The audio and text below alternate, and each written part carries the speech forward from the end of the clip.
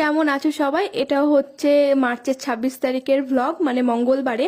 সেদিন আমি ওই 3টের দিকে ব্যাগপত্র নিয়ে দিদির বাড়িতে চলে এসেছি, কারণ আজকে আমরা সবাই মিলে যাব ঘুরতে। দিদির বাড়ি থেকে চলে গেছিলাম বাস স্ট্যান্ডে, ওখান থেকে একটা বাস নিয়ে চলে যাব হচ্ছে বহরমপুরে। ওই দিদির বাড়ি থেকে 2 ঘন্টা মতো টাইম লাগে। এদিকে আমরা বহরমপুরে পৌঁছে গেছি। আর এটা হচ্ছে আজকে আমাদের বাহন আরাধনা ট্রাভেলস। আমরা টোটাল 7 জনা ছিলাম, তবে 7 জনের এত ব্যাগপত্র হয়েছিল সেগুলো নিয়ে আর কোথাও যেতে পারছিলাম না। তাই আগেই ভাবলাম বাসের ডিকিতে প্রথমে তুলে দিই, তারপরে যা কাজ করা হবে। তারপরে চলে গিয়েছিলাম আমরা খেতে। আমরা রাতের ডিনারটা বহরমপুরেই করে নেব। তবে এখানেরকার খাবার আমার কোনোদিনই ভালো লাগে না। যাই হোক, ওখান থেকে রুটি তড়কা খেয়ে রাত্রেকার খাবার সেরে উঠে পড়েছি বাসে। যারা যারা ছিল তারা সবাই উঠে পড়েছে। এইবার আমাদের গন্তব্য শুরু হলো। আচ্ছা, এত কথা বললাম, কোথায় যাচ্ছি সেটাই বলা হলো না। আমরা যাচ্ছি হচ্ছে সিকিম। দিদি দাদার প্ল্যান ছিল 1 মাস আগে থেকেই, তবে আমাকে বলেছিল, কিন্তু আমি যাব নাই বলেছিলাম। তবে আগের দিন রাত্রিবেলায়, মানে সোমবার রাত্রে, দিদি আমাকে ফোন করে বলেছিল, তুই এখনো কি যেতে চাস, লাস্ট মোমেন্টে বল। তো আমিও তখন বললাম ঠিক আছে যাব। তো গাড়িতে করে আমরা এত দূর চলে এসেছি। এটা হচ্ছে ফারাক্কার ওই ব্রিজটা। ফারাক্কার ব্রিজটা দেখছি আর ভাবছি, যদি একটা গেট খুলে দেওয়া হয় তবে একটা দেশ পুরো ধুয়ে যাবে। যাই হোক, তো আমরা চলে এসেছি প্রথম হল্টে। এটা সম্ভবত মালদা বা মালদা ছাড়িয়ে কোথাও একটা জায়গা ছিল।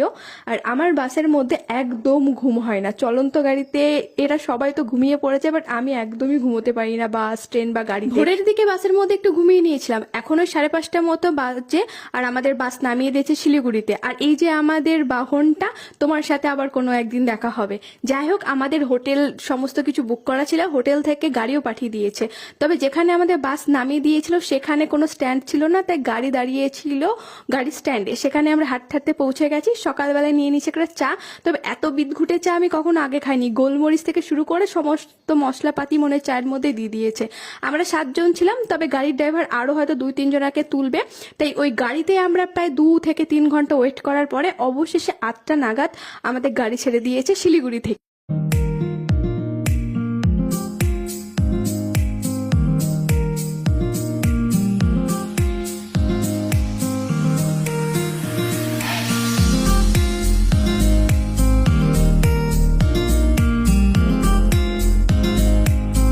অবশেষে আমার জীবনের প্রথম পাহাড় দর্শন সম্পূর্ণ হলো।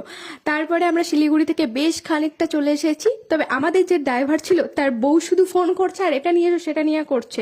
আর আমাদের ড্রাইভার যে কত জায়গায় দাঁড়িয়েছে তার ঠিক নেই। ওনার বাজার করতেই প্রায় এক্সট্রা 2 ঘন্টা টাইম লেগে গেছে।